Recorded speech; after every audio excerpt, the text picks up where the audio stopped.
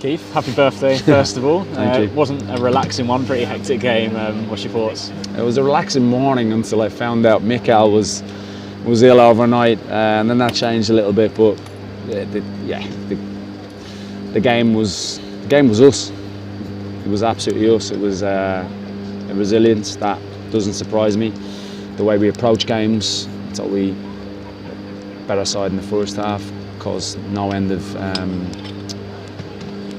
trouble to the way we set up and disjointed them and just brought them into areas they didn't want to be. And then I felt there was always going to be a reaction in the second half. They make the substitutions, they bring certain people on, and it changes the momentum a little bit in the game, and we had to get the tin hats on for a little bit, which is fine. They get the goals, and then the way we reacted, obviously, with the substitutions coming on and how we approached it and just kept going. I thought we were relentless in how we kept going in our pursuit of the equaliser.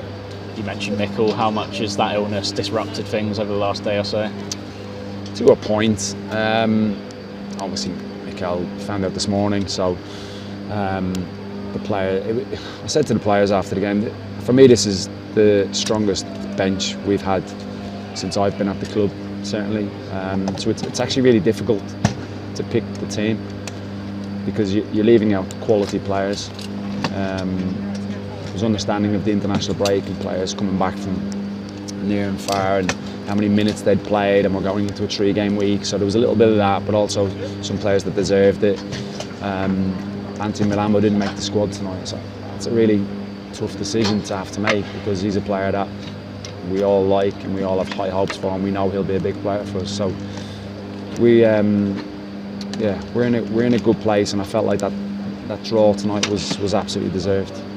Vita didn't get on, but great to have him back involved in a matchday squad. That's what I'm talking about, the strength in depth. And you've got people like Vitali coming back now, putting pressure on people. We're going into a 3-game week where the squad will get utilised, but equally there's serious competition for places now. I think players now will naturally look over their shoulder and know that if they're not quite doing it, then the next person's going to be ready. And ultimately that's what you want, to have those tough decisions when you pick a squad.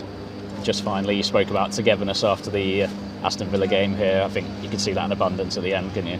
Yeah, we spoke before the game about wanting fans to be engaged in the game, and we needed to make them feel that and get them off their seats and have those moments. And invariably we'll always have spells where they're in control because they're a very good side, but we have to be together. And I felt we were that from the first whistle right up until the last whistle. Every single person in the stadium, fans, staff, players, it was a very committed. Fab, only one place to start. Talk me through the goal. I know what our capabilities are on, and I know with the big players that we have, I'm not going to win the header, the first header. I know that if I sniff around, I'm going to get my chance, and yeah, like we've been working on in the training pitch, it paid off today. Yeah, is that something that comes from training, or is it instinct in terms of getting in that position? I think, yeah, it's both. Obviously you train it, but instinct, you've got to smell it, where the ball's going to land. And obviously against Bournemouth as well, we had something similar where Chris Adrier knocked it down, and I know that if Chris Adrier goes up, there's a high chance of him winning the header. So. Talk me through how that felt when you put that in.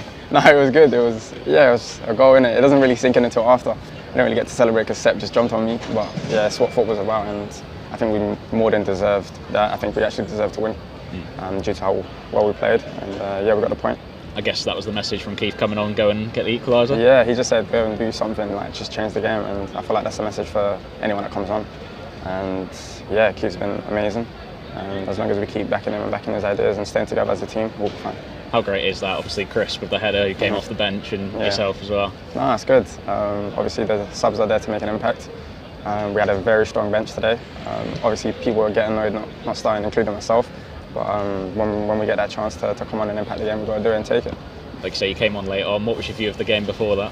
I just wanted to come on, to be fair. I felt like there was something there for the taking, and yeah, as soon as I got a call, I just ran and just took my top off straight away and just wanted to get on the pitch. And just finally, how nice was it at the end? Obviously a great crowd here tonight. No, honestly, we couldn't have done it without the crowd. It just kept pushing us.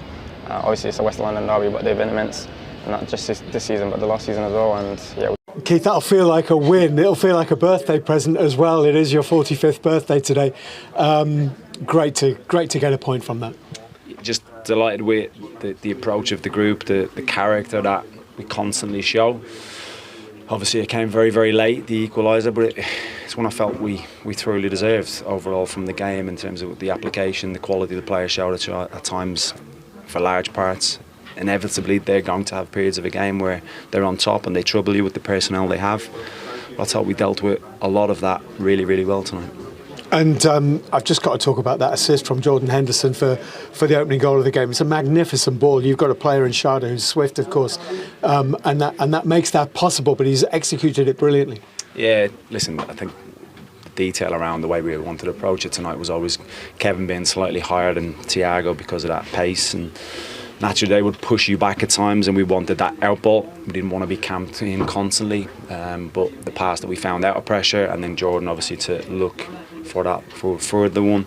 Kevin's pace is just sensational, and then he's constantly growing in confidence, and he's in a different stature now, I feel, in our group. There's obviously been changes in the summer, as everybody's pretty well aware of.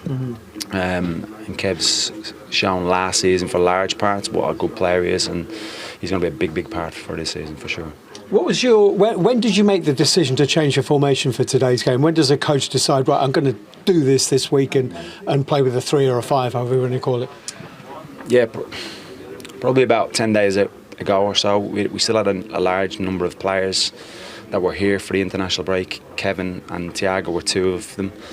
I knew Dango would come back late from his international exploits. I felt that might be a little bit of a risk depending on the minutes that he played. So I had a couple of plans in place, I suppose. But then you're always at the mercy of who comes back, how they come back, how many minutes they've played.